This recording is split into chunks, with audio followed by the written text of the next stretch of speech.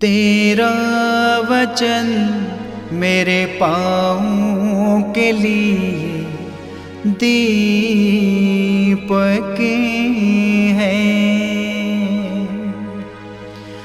और मेरे मार्ग का उजियाला है। तेरा वचन मेरे पाँवों के लिए दीपक है। प्रकाशना ग्रंथ अध्याय 7 पद संख्या 2 से 4, 9 से 14 तक। मैं यूहन्ना ने एक अन्य दूत को पूर्व से ऊपर उठते देखा। जीवंत ईश्वर की मोहर उसके पास थी और उसने उन 4 दूतों से, जिन्हें पृथ्वी और समुद्र को उजाड़ने का अधिकार मिला था, पुकार कर कहा, जब तक हम अपने ईश्वर के दासों के मस्तक पर मोहर ना लगाएं, तब तक तुम ना तो पृथ्वी को उजाड़ोगे, ना समुद्र को और ना वृक्षों को ही। और मैंने मोहर लगे लोगों की संख्या सुनी। यह 1,44,000 थी और वे इस्राएलियों के सभी वंशों में से थे। इसके बाद मैंने सभी प्रजातियों, वंशों, राष्ट्रों और भाषाओं का एक ऐसा विशाल जनसमूह देखा जिसकी गिनती कोई भी नहीं कर सकता। वे उजले वस्त्र पहने तथा हाथ में खजूर की डालियां लिए सिंहासन तथा मेमने के सामने खड़े थे और ऊंचे स्वर से पुकार कर कह रहे थे, सिंहासन पर विराजमान हमारे ईश्वर और मेमने की जय। तब सिंहासन के चारों ओर खड़े स्वर्गदूत, व्यावृद्ध और 4 प्राणी सबके सब सिंहासन के सामने मुंह के बल गिर पड़े और ये कहकर ईश्वर की उपासना करने लगे, आमीन। हमारे ईश्वर को अनंत काल तक स्तुति, महिमा, प्रज्ञा, धन्यवाद, सम्मान, सामर्थ्य और शक्ति, आमीन। वयोवृद्धों में से एक ने मुझसे कहा, ये उजले वस्त्र पहने कौन है और कहाँ से आए हैं? मैंने उत्तर दिया, महोदय, आप ही जानते हैं। और उसने मुझसे कहा, ये वे लोग हैं जो महान संकट में से निकल कर आए हैं। उन्होंने मेमने के रक्त में अपने वस्त्र धोकर उजले कर लिए हैं। ये प्रभु की वाणी है। ईश्वर को धन्यवाद। भजन अनुवाक्य। हे प्रभु, ये हैं वे लोग जो तेरे दर्शनों के लिए तरसते हैं। अनुवाक्य। हे प्रभु, ये हैं वे लोग जो तेरे दर्शनों के लिए तरसते हैं। पृथ्वी और जो कुछ उसमें है, संसार और उसके निवासी, ये सब प्रभु का है, क्योंकि उसी ने समुद्र पर उसकी नींव डाली है। प्रभु ने जल पर उसे स्थापित किया है। अनुवाक्य।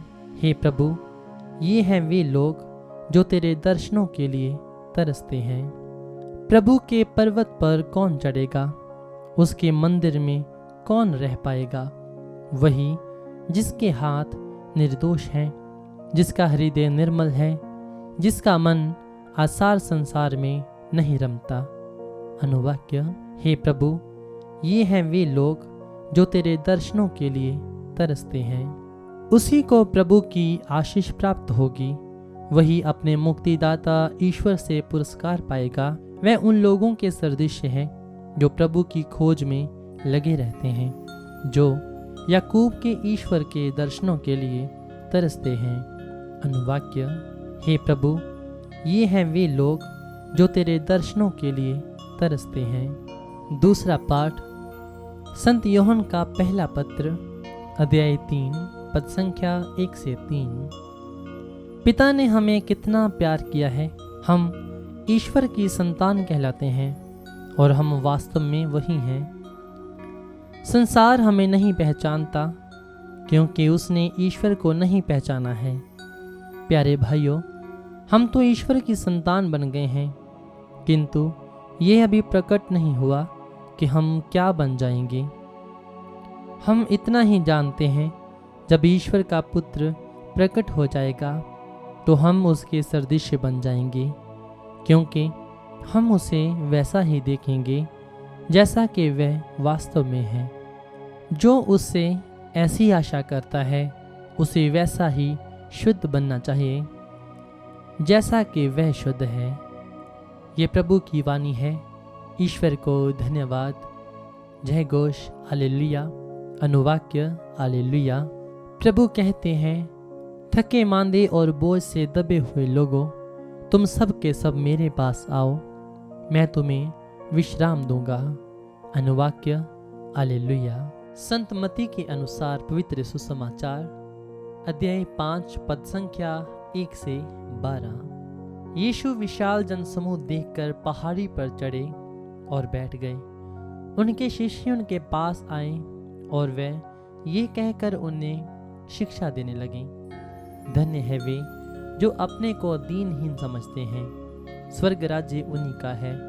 धन्य है वे जो नम्र हैं, उन्हें प्रतिज्ञात देश प्राप्त होगा। धन्य है वे जो शोक करते हैं, उन्हें सांत्वना मिलेगी।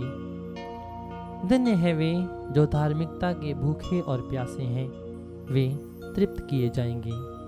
धन्य है वे जो दयालु हैं, उन पर दया की जाएगी। धन्य है वे जिनका हृदय निर्मल है, वे ईश्वर के दर्शन करेंगे। धन्य है वे जो मेल कराते हैं, वे ईश्वर के पुत्र कहलाएंगे। धन्य है वे जो धार्मिकता के कारण अत्याचार सहते हैं, स्वर्ग राज्य उन्हीं का है। धन्य हो तुम जब लोग मेरे कारण तुम्हारा अपमान करते हैं, तुम पर अत्याचार करते और तरह तरह के झूठे दोष लगाते हैं। खुश हो और आनंद मनाओ, स्वर्ग में तुम्हें महान पुरस्कार प्राप्त होगा। ये प्रभु का पवित्र सुसमाचार है। ख्रीस्त की जय।